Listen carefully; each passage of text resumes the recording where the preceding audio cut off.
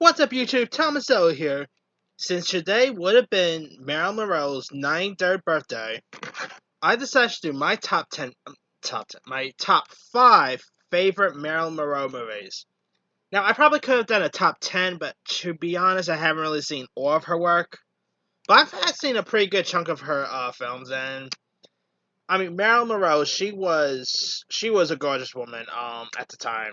Like, if it wasn't for Marilyn Monroe, we probably wouldn't have gorgeous celebrities like Scarlett Johansson or Margot Robbie or anything like that. Like, Marilyn Monroe was, I mean, of course she was ahead of my time, but I've had like once in a while, I watch TCM and I have seen like a couple of her movies on TCM, and she was a pretty decent actress. And of course, there was that scandal with her and JFK, blah blah blah. I mean, if you guys know anything about Marilyn Monroe and that stuff, you guys know about that scandal. But that aside, it's a shame that she passed away way too early. But yeah, she's been some decent stuff. So that being said, here's my top 5 favorite Marilyn Monroe movies. Coming in at number 5 is a film called Bus Stop. Now, in this film, it stars Doc Murray and Arthur O'Connell, who plays two friends who attend a rodeo in Phoenix. And so, like, Don Murray's character Decker falls in love with a beautiful cafe singer Sherry, played by Marilyn Monroe, and he wants to take Sherry back to his native Montana and marry her. But she dreams of traveling to Hollywood and becoming famous. But like when she resists his advances, Decker forces Sherry onto a bus back to Montana with him, which I guess is romantic or something.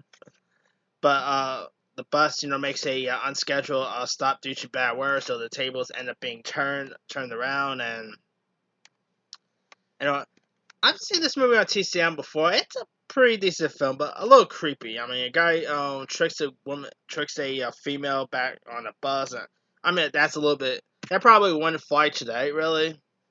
But I guess in that standards, it flew pretty well. But Bus Stop was a pretty cute and charming little film. I thought Don Murray was pretty good. Arthur O'Connell, Marilyn Monroe was decent in this.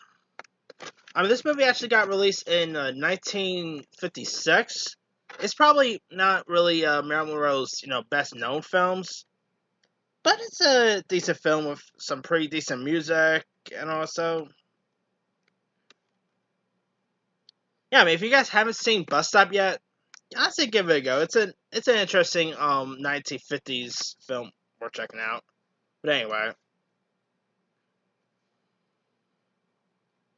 Coming in at number 4 is The Misfits. Now, this film was actually Marilyn Monroe's final film before she passed away. And The Misfits was a pretty decent Western film. I mean, in it, while filing for a divorce, beautiful ex-stripper Roseanne Tabor, played by Marilyn Monroe, ends up meeting an aging cowboy turned gambler named Gay Langland, played by Clark Gable, and a former World War II aviator named Guido Renzelli, played by Eli Walsh. So the two men essentially become infatuated with Rosalind, and they want to try to win her over. But when a Grizz ex rodeo rider named Pierce Howard, played by Montgomery Cliff, arrives, the unlikely force him strike up a business capturing. They end up striking a business trying to capture wild horses, and so one of them tries to win Rosalind's infection. I meant to say. And like I said, Memphis was Marilyn Monroe's final film, and it was directed by the great John Huston, who's directed some really great movies in his time. I mean, he did stuff like The Maleficent Falcon, The African Queen, The Splat Jungle, also with Marilyn Monroe.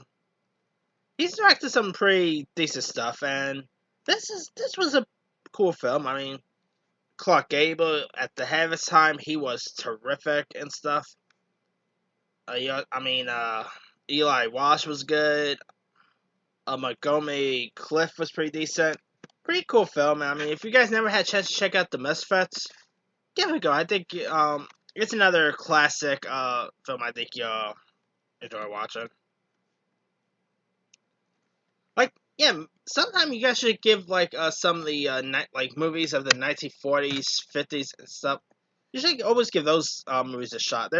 I mean, I know lots of people people today probably won't really appreciate those type of films, but there have been some pretty good movies of that era, and The Misfits is one of them, and it's a really good Marilyn Monroe film as well. So,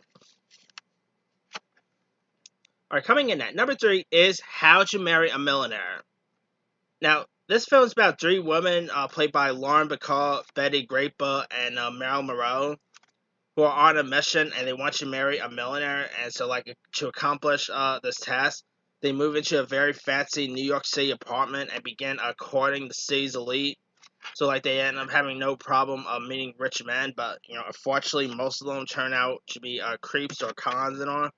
So, eventually, they must decide, is a life of luxury more important to them than finding true love? And the guys that they meet are like cons, they're creep. This movie will actually be perfect, will actually be a really interesting remake for the Me Too era. I don't really go into the whole Me Too movement in any of my videos or anything, but this is definitely a movie that I think works for the Me Too era, you know? Because they were trying to take down some sleeky, no good fellas, and but anyway, this is a really good movie. I really like the chemistry between Lauren Bacall, Betty Grappa, and Marilyn Monroe. They all were pretty good in this together. I mean, the movie also got released in 1953, and also featured other people like David Wayne was in this, Cameron Mitchell, some pretty good cast members. And they even scored an Oscar nomination for Best Costume Design. So there's that. Yeah, this movie was really funny. It was clever. And it also got released in 1953. It probably still holds up today. But yeah, if you guys definitely give this one a shot. If you guys see the How to Marry a Millionaire on like TCM or something, here we go. I think you'll enjoy it. My number 2 favorite is The 7-Year Itch. Now, the film takes place in the midst of a summer heat wave, and New Yorker Richard Sherman, played by Tom ships his wife Helen, played by Evelyn Keyes, and their son off to Maine for a vacation. So, like, he's left alone back to work in Manhattan. So Richard ends up encountering a gorgeous blonde model, played by Marilyn Monroe, who has moved into the apartment upstairs, and he ends up becoming infatuated with her. And so, I mean, you guys know he's trying to forget his wife and kids and stuff and try to win her over and on. Now, this movie here actually has that classic scene where Marilyn Monroe is like standing above a manhole cover, and the manhole cover kind of explodes a little, and her dress, flies up. That's kind of an iconic scene right there. Like, you'll probably see that scene being spoofed in stuff like Family Guy, or Pokemon actually had a spoof of that, which I don't think kids who saw the episode of Pokemon probably even got that reference. Of course, older folks who saw that episode of Pokemon probably got that reference, but anyway. It's a really good, cute comedy. Marilyn Monroe I thought was pretty decent. Tom Mowell was good. I mean, he's pretty much trying to, like I said, win her over and all, but yeah, this is a pretty decent classic film. I mean, I don't think everyone really have seen this movie yet, but if you guys still haven't seen 7-Year Itch, here we go. I think you'll enjoy it. Alright. My number 1 favorite Marilyn Monroe movie of all time. What is better than 7-Year Itch or How to Marry a Millionaire? My number 1 favorite Marilyn Monroe movie ever That's going to Some Like It Hot. I mean, it stars Tony Curtis, Jack Lemmon, and in it they play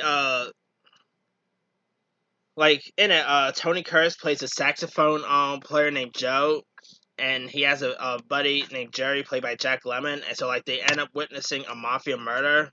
So like to get away from the people trying to capture them, they end up disguising themselves as women, and like they join a all female jazz band on a train, and in it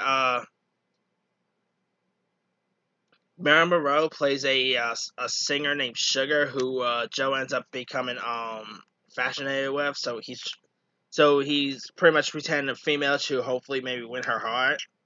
Then at the end, he'll reveal that he's actually a guy and has feelings for her. Blah blah blah. It's really funny. This here is a real classic. I mean, it was directed by the great Billy Wilder, who did an excellent job with this movie. I like the chemistry between Jack Lemmon and Tony Curtis. Their chemistry was pretty good. Marilyn Monroe looked gorgeous in this. And she was a pretty decent actress in this film too. And she sang pretty well in her parts. Really good, funny film. It is, of course, in black and white. And this movie actually got released in when did it get released in? It got released in 1959. And I think this movie probably still holds up today. It's a really good one. It's a classic. The jokes most likely still holds up today.